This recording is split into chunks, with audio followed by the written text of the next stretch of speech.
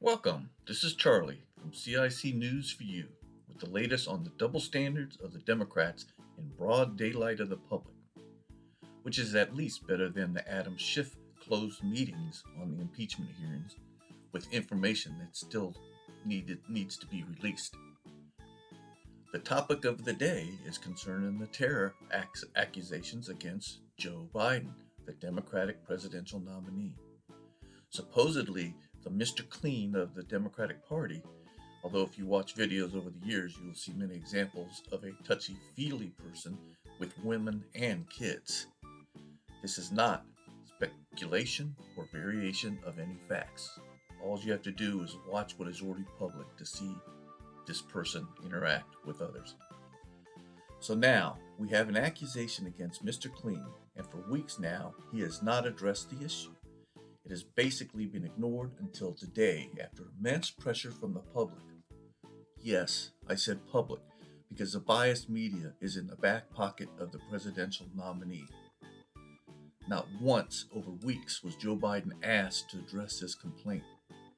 The media ignored the Me Too movement in this situation. Why?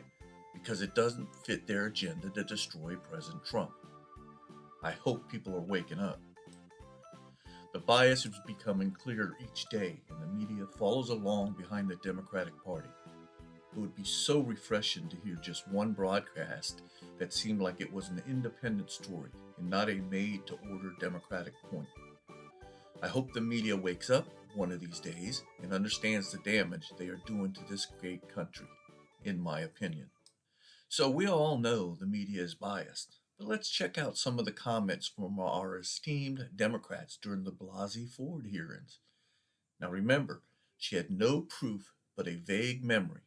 She had no collaborators that could validate her claims, but yet she was put on a pedestal from the left.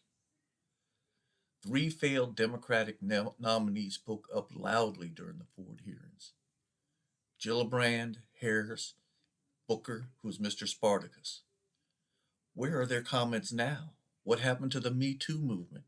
I guess it just went away since it doesn't meet their agenda.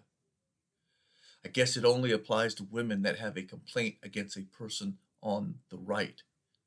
This is so wrong in every way.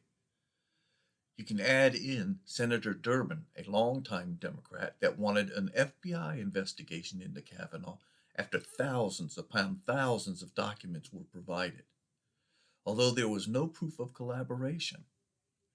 What about now, Senator Durbin? Are you speaking up or staying silent? Well, we all know the answer. Let's continue. What about Feinstein and her comment on the bravery of Blasey Ford? I don't hear you saying the same to this woman and her complaint. Why? Does this not meet your agenda? And Blumenthal on releasing records? Wow, I don't see you standing up and asking Biden to release his University of Delaware documents. Why? Are you afraid of what might be found? Oh, and you have the Mrs. Me Too movement person, Alyssa Milano. Do you hear and feel this person as you stated about Blasey Ford? Probably not, or you would have already said something. Now, for the winner of all double standards and biased reporting, we have the media. For weeks, they have not even asked the question of Biden. Why not? The New York Times has already stated they did no investigations, as some in the public are stating. Why are you not doing your jobs? Why has coverage been 1% of that of the Blasey event? It is so sad that we no longer have an independent media in this country. It is so sad that the media has Trump derangement syndrome and can't even see it. It is time for new blood in the media that lives up to the long-held journalistic standards, and not a media that is part of the Democratic Party. Bring in new blood, independence with no political agenda. The old guard needs to retire and just go away, in my opinion. And that also goes for a lot of these old-time politicians. Well, enough for this piece, which is not just a short story on double standards and the media bias, which is now the norm and not the exception. A sad state of our nation. Thank you for watching and supporting CIC News for You. Stay safe.